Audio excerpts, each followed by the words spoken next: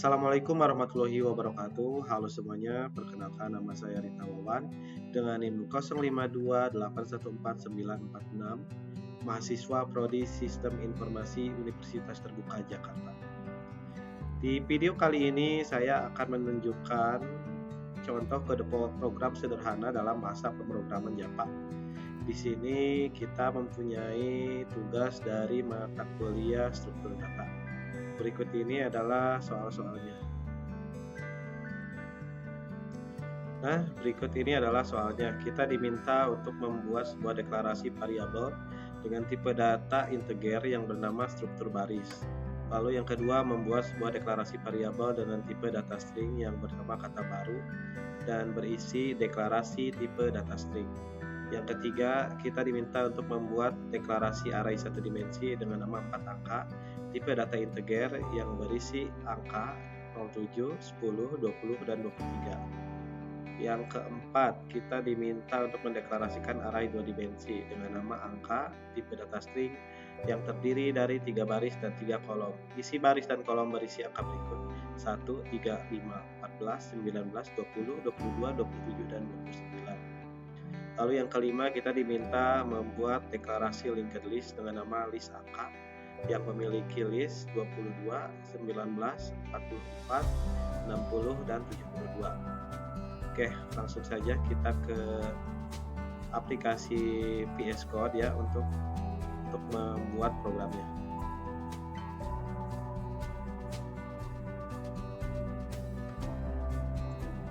Oke, jadi di sini saya sudah membuat foldernya ya, juga membuat file Java-nya. Kita buka saja. Nah, di sini masih kosong. Kita bisa mulai isi ya, memasukkan filenya.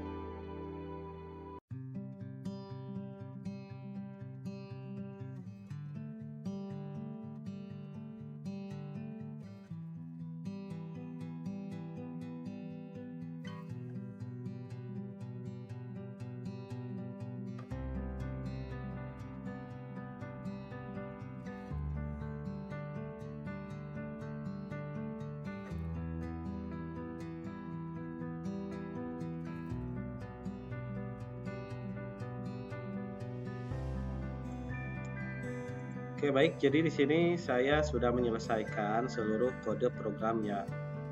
Nah, sekarang saya akan menjelaskan perintah-perintahnya. Yang pertama yaitu kita ada di sini import Java Util Arrays dan import Java Util Linked List.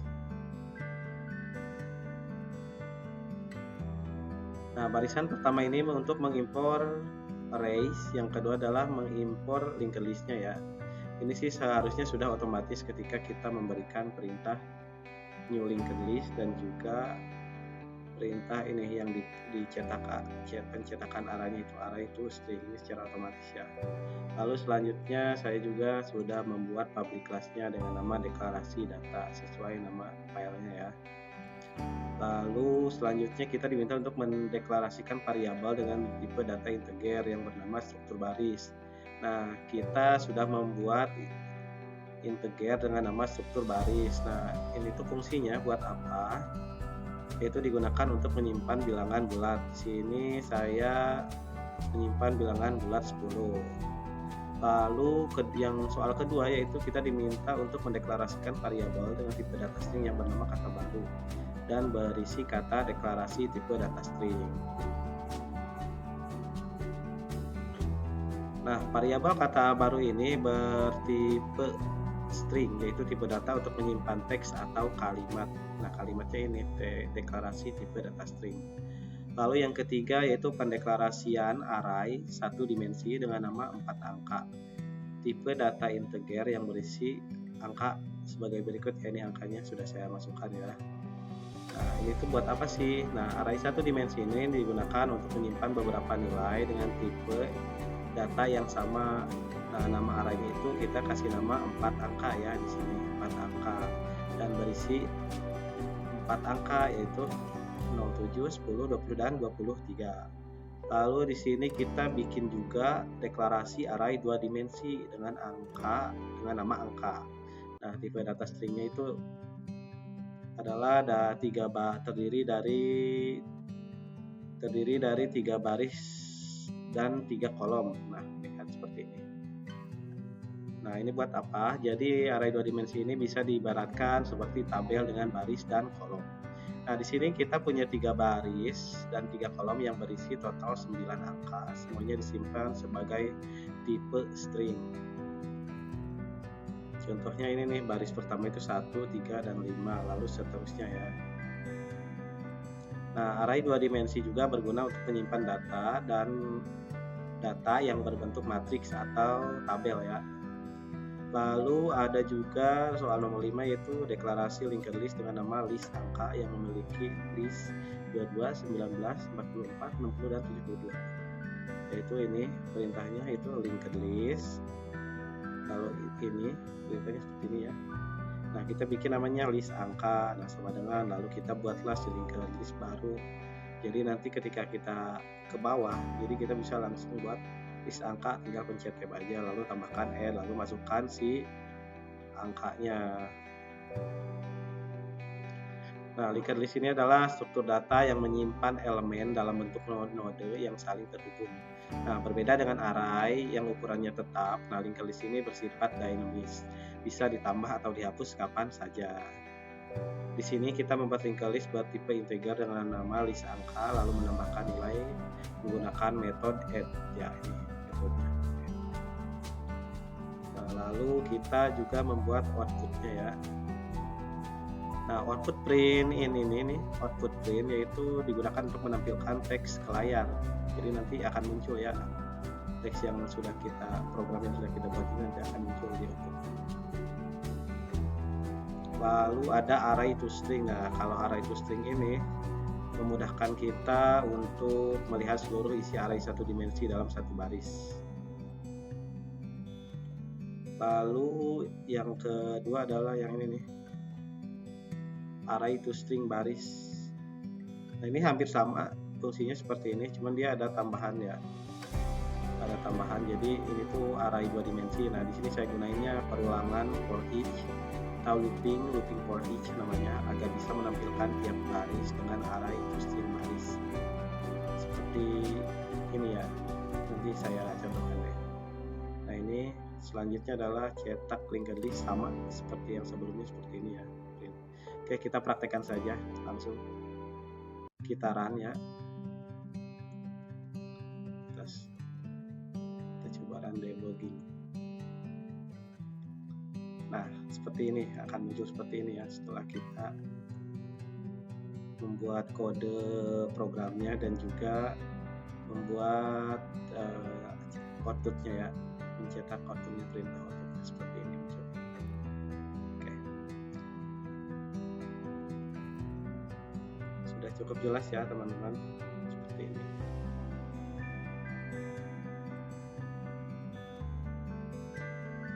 Oke, baik, sekian penjelasan saya tentang tugas struktur data ini ya. Nah, di sini saya juga sudah menjelaskan apa saja sih fungsi-fungsi yang ada di Java ini ya, programnya, kode-kode source-nya. Semoga ini bisa menambah pengetahuan saya dan juga pengetahuan teman-teman ya. Saya berharap saya juga mendapatkan nilai yang bagus. Semoga video ini juga jelas. Saya ucapkan terima kasih. Assalamualaikum warahmatullahi wabarakatuh.